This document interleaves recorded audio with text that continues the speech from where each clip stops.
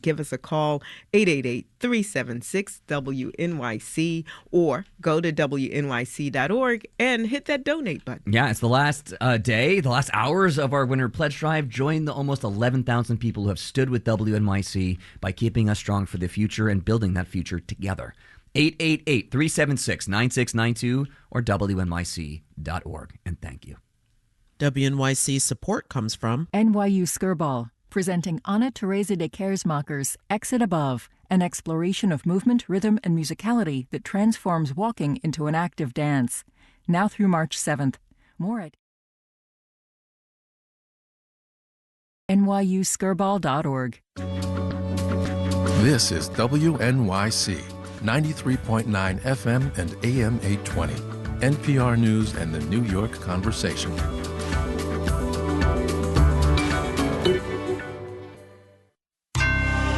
Marketplace is supported by Progressive Insurance. Customers can simplify their insurance needs and protect what's important by bundling home and auto. Learn more about bundling at Progressive.com. It can feel like we're at a bit of a standstill while we're digesting everything happening abroad. But the churn of the economy here keeps on churning. From American Public Media, this is Marketplace.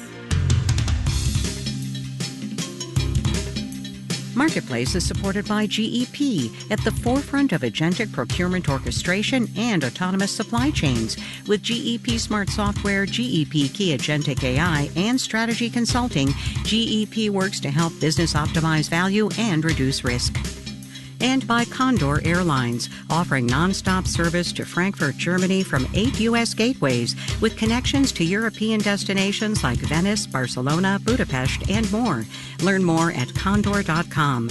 Condor Airlines. Welcome aboard. And by Baird. Employee-owned and independent, Baird offers global financial advice focused solely on clients' needs, while consistently reinvesting in the expertise and capabilities to serve those needs.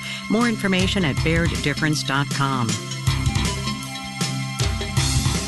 In New York, I'm Kristen Schwab in for Kai Rizdal. It's Thursday, March 5th, and it's good to be here with you.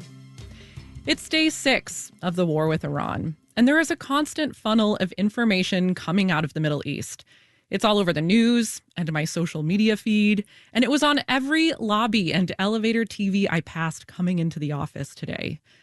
Naturally, there are a lot of questions early on, and we've spent much of the week so far on this show trying to explain what's explainable for now. But I don't want us to forget that as we wait for a clearer picture of what's happening, and whether we get it or not, the plain old regular economy here is still moving.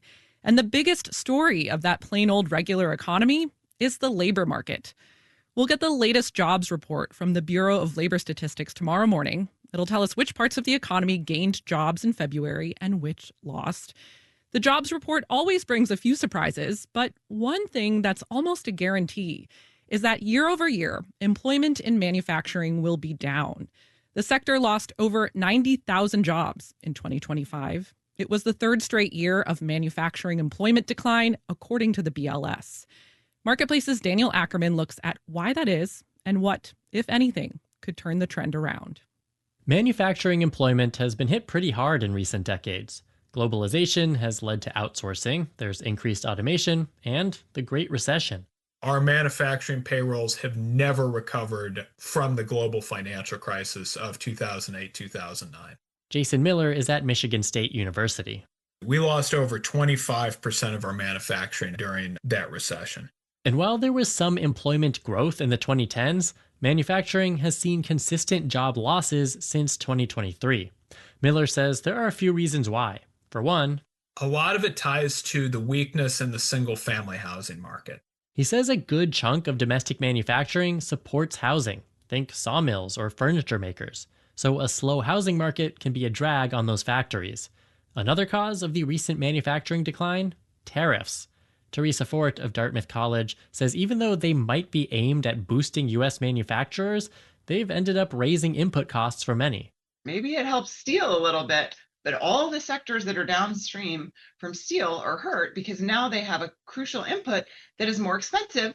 More expensive and just impossible to predict, with some tariffs struck down by the Supreme Court one day, popping up under a different statute another day. There is no way for a firm to plan with any kind of confidence of what are its costs going to be, how long is it going to last. As a result, those manufacturers aren't doing much hiring, says Susan Spence of the Institute for Supply Management, which surveys factory managers. These panelists are telling us, we don't know, even after Supreme Court, what other tariffs are going to be lobbed. And so our customers are ordering in very small increments because they just don't want to be ordering the higher priced material. Spence says until manufacturers start getting those larger orders again, they won't have much reason to staff up. I'm Daniel Ackerman for Marketplace. When we talk about businesses on this show, we tend to focus on big businesses, the ones that are publicly traded, and a lot of private small businesses too. But don't forget, nonprofits are an important part of the economy. According to the IRS, in 2024, that's the most recent year of data we have, in 2024, there were more than 2 million nonprofit and tax-exempt organizations in the U.S. And nonprofits, they too need to make money. A tough task when an organization is just getting started. Here's today's installment of our series, My Economy. So my name is Sheila Martin. I am the founder and director of Triple H Ranch and Therapeutic Horsemanship, our nonprofit in Milton, Wisconsin. The services that we provide include therapeutic riding services for youth or adults with special needs or challenges to come out to the barn and develop a relationship with the horse and learn how to handle them and ride. And the goal is to help them strengthen themselves physically, mentally, emotionally, and socially. So I started as an LLC, and then as we expanded, decided to, in this past year, just dissolve the LLC. All of the services, all those things can fall under the umbrella of Hope and Healing Through Horses and the community services that we offer. The fees that we incur for our services only accounts for about 25% of what our operating budget needs to be. So the fundraising and grant writing is vital. Our cost per horse per month is $350 per horse. So that is $250 in fixed costs and $100 in variable costs. That is our goal to put aside into an emergency vet fund, because anyone that owns horses knows that if there's an emergency or horses hurt themselves in silly ways, that can really be a large ticket financial item for you to absorb as a business. There's no riding without a horse. Can't ride the goats.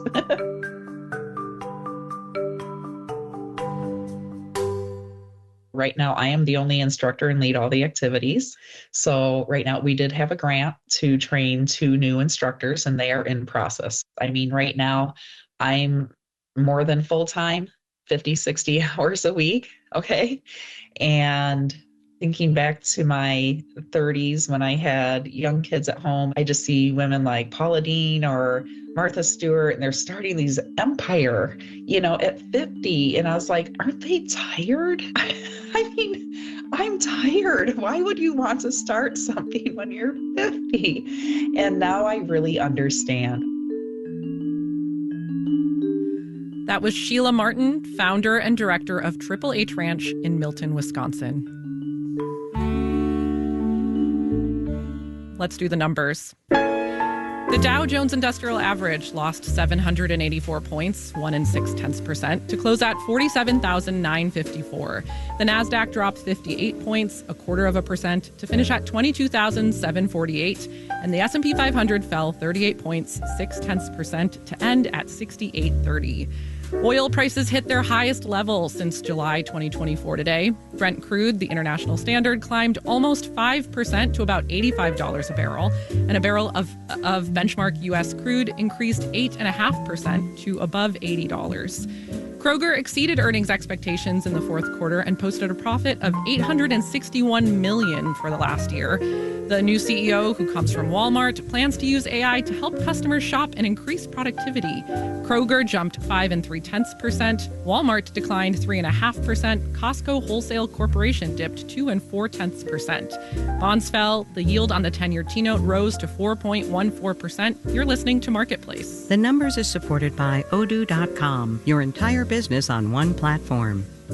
Marketplace is supported by Solidigm, offering solid-state storage solutions optimized for AI with higher capacities, greater speed, and energy efficiency. Solidigm, AI data infrastructure built on a solid foundation. Learn more at storageforai.com. And by the University of Illinois' Geese College of Business, offering a completely online MBA program that learners can take at their own pace while engaging with classmates around the globe. Learn more at onlinemba.illinois.edu. And by Bison Managed 401k, a service where advisors actively manage 401k accounts to help individuals meet retirement goals. The Bison Calculator is available at powermy401k.com.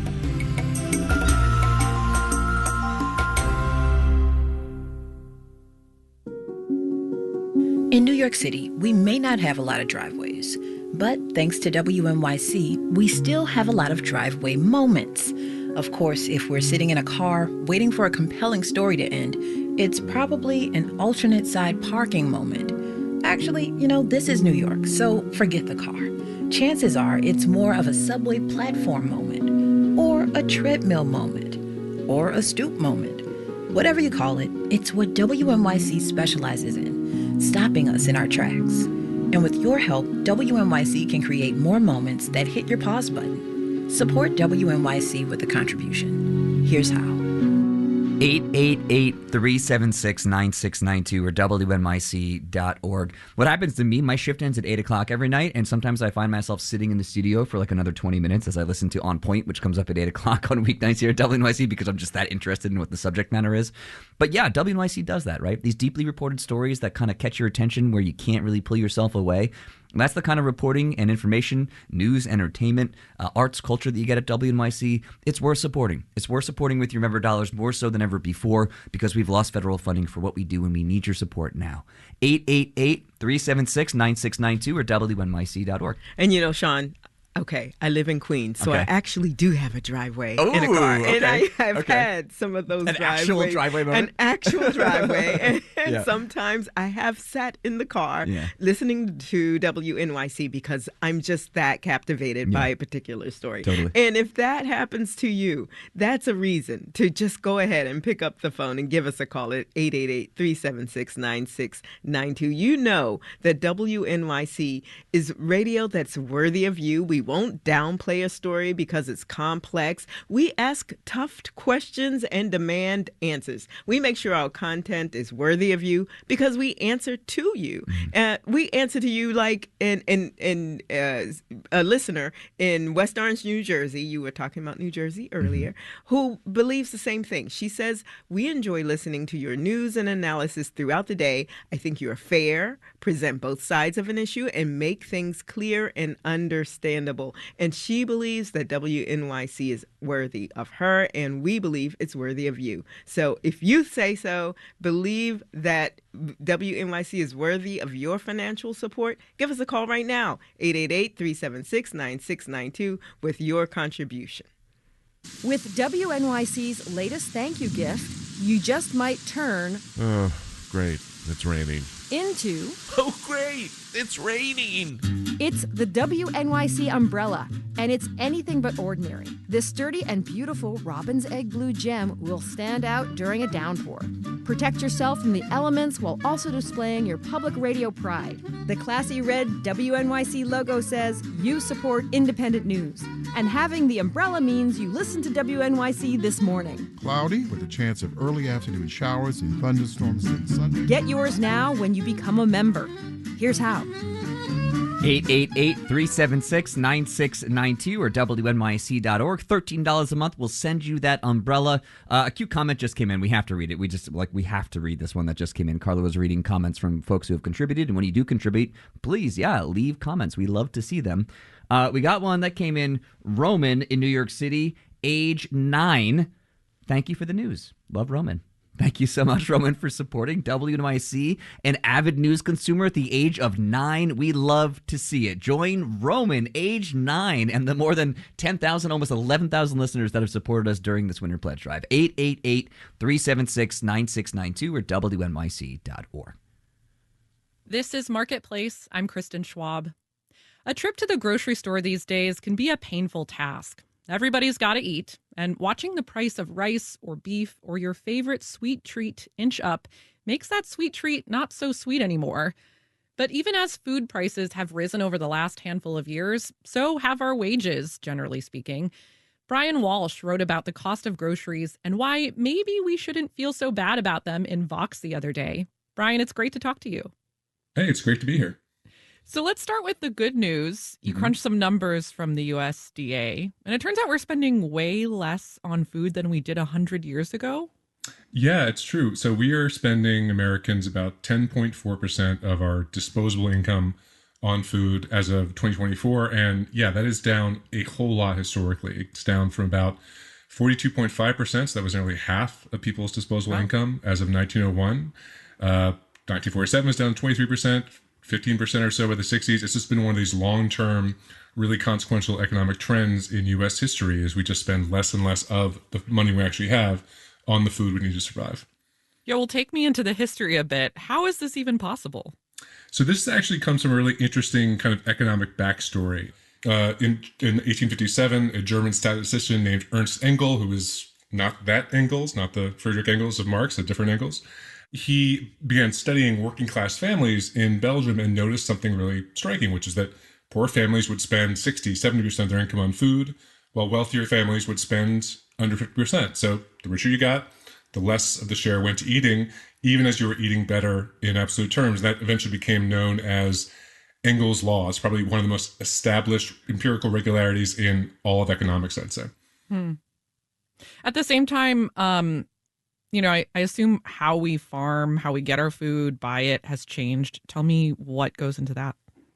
Well, that's really what's behind this whole thing. So, American farm productivity has just exploded over the past 100 years or so. So, I mean, if you go back actually to like 1940, one American farmer would feed the equivalent of about 19 people. You flash forward to today, that one farmer is feeding nearly 170 people, and that's really what kind of, I think, drills down to the rest of the economy. At the same time, of course, we're getting richer, and that means we have more money to spend on other things beyond food.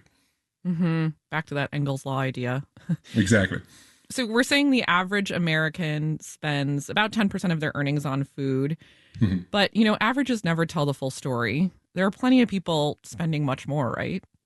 There are, yeah. I mean, in fact, the lower you go in terms of like socioeconomic status, lower you go in income, the more of that income does tend to get eaten up by food. That's the case in the U.S. It's also the case internationally. So poorer countries, Nigeria, for instance, you spend nearly 60% of your income on food. So yeah, that average definitely hides a lot of variability.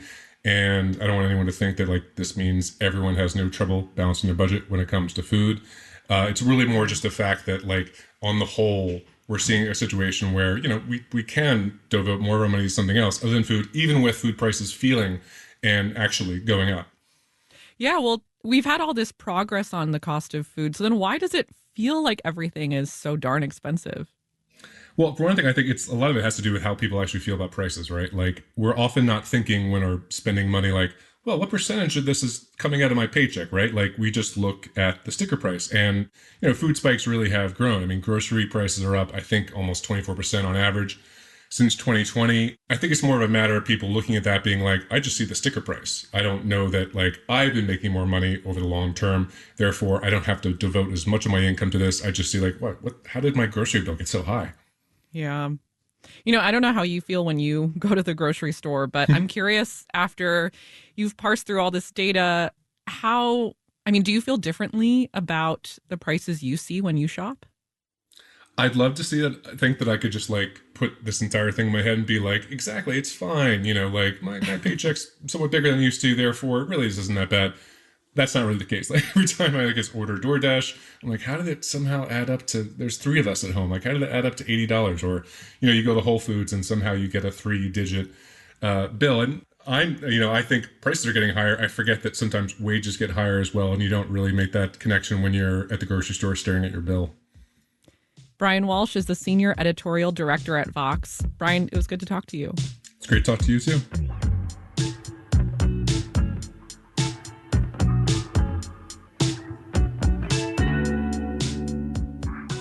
Raise your hand if you're tired of the cold, snowy winter. I know you can't see me right now, but as a New Yorker, my hand is very much raised. If you did not raise your hand, you either love winter, live down south, or actually, maybe you live out west. Parts of the mountain states are starved for snow right now. Weather-dependent businesses in cities like Denver, which benefit from snow tourism, are reporting low snow totals and even lower revenue. Colorado Public Radio's Haley May has more. Even as a dusting of snow touched the peaks surrounding Denver in recent weeks, in the city, snow shovels have been sitting idle, gathering dust instead of drifts. In a normal year, the area gets about 27 inches of snow by the end of January. This year, it was less than half that. And while ski resorts tend to get the spotlight in years like this, the economic ripple is hitting other weather-dependent businesses that may not be top of mind.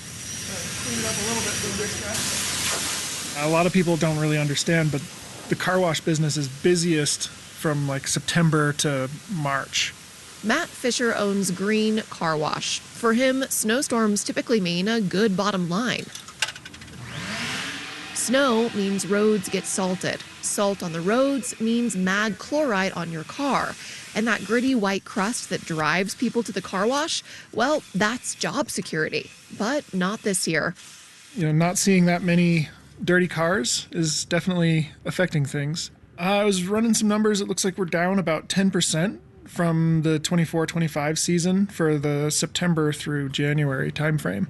Now, 10% may not sound huge, but combine that with rising costs for his business. It's tied to tariffs. It's tied to a lot of things. My primary soap manufacturer is in Canada, and we've had some holdups on imports and delays in deliveries, as well as increased in prices and things like that. Fisher's had to tighten his belt this winter. For some businesses, though, the impact is far steeper than 10%. We calculated that we're about 70% down. I know. That's just Amy Campbell manages Bear Creek Tree Service, a company specializing in snow removal. In a normal winter, crews are out every other week. Without snow, they're making tough decisions. We decided last week we were going to close one day a week just until the beginning of March, till we pick up again. Even when the snow has fallen, Campbell said some customers have declined services altogether. We actually did have 2 locations that said, we barely have 2 inches. We really don't need you to come out. Right now, it's also a money thing. People are kind of tightening the purse strings a little bit. Summer-based businesses in the region are also starting to sweat. They know the financial impact won't melt away with the season. If it stays on this track, we're looking at, not a lot of water to work with for rafting. Jonathan Snodgrass co-owns Downstream Adventures and says in low snowpack years like this one, summer rafting seasons can end weeks early. Lower snowpack means less snow melt and thus lower water levels in rivers used for tourism. And those lost weeks, well, they're usually the busiest. That's like the peak season, so you're missing a lot. I would think you could lose 50%, if not more, if you're ending in the middle of July. But it's not just the rafting companies who will be impacted. We bring in a lot of people to these mountain towns that probably wouldn't have came otherwise. So, restaurants and other attractions lose out as well. For all these businesses, the hope is simple, that there's still time for the weather pattern to change in the last few weeks of winter. But even if it doesn't... Well, you just keep going, right? Try to provide a really good product, answer the phone when it rings, and make sure your customers are well taken care of. Fisher and his peers in the weather-dependent business world also hope their customers will stay loyal, even through these warmer years. In Denver, Colorado, I'm Haley May for Marketplace. Marketplace is supported by Viking, dedicated to bringing travelers to the heart of each destination with small ship, river, ocean, and expedition voyages, offering cultural enrichment and immersive experiences. Discover more at Viking.com. And by Bitwarden Password Manager. Filing taxes involves managing multiple accounts and securely sharing sensitive information across devices. Bitwarden is designed to help users protect logins and documents this tax season. Bitwarden.com. This final note on the way out today, I'm going to squeeze in some more news we didn't get to. The tariff tit for tat is still very much on. The latest is a federal judge has ruled that companies that paid tariffs that were struck down last month by the Supreme Court are indeed due refunds. That's something like $130 billion owed. Meanwhile, 24 states filed a lawsuit today saying President Trump did not have the authority to instate his 10% global tariff after the Supreme Court ruling. Our daily production team includes Livy Burdett, Andy Corbin, Maria Hollenhorst, Sarah Leeson, Sean McHenry, Michaela Sia, and Sophia Terenzio. Will Story is the supervising senior producer, and I'm Kristen Schwab. We will see you again here tomorrow.